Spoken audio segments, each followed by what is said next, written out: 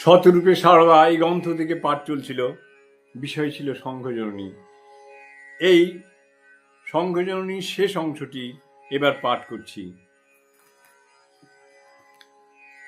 স্বামীজি বলেছেন, ভারতে পরিবারের কেন্দ্র হলেন মা, ভারতীয় গৃহকর্ত্রী জননী। রামকৃষ্ণ সংঘ একটি বিরাট পরিবার। এই পরিবারের জননী শ্রীশ্রীমা। এই বৃহৎ গৃহের কর্ত্রীও তাই তিনি। তাঁর স্নেহ অতীতে এই সঙ্গের পুষ্টি সাধন করেছে।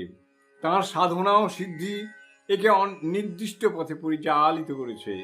অদৃশ্য থেকে কখনো তিনি তাই করে চলেছেন এবং ভবিষ্যতেও করবেন। এ দায় তাঁর, কারণ তিনি যে সংঘ জননী। জয় মা, জয় মা।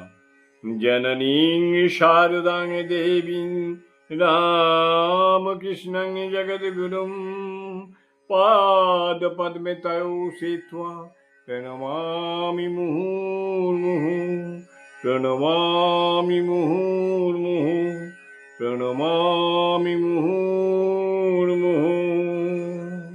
জয় মা, জয় মা, জয় মা।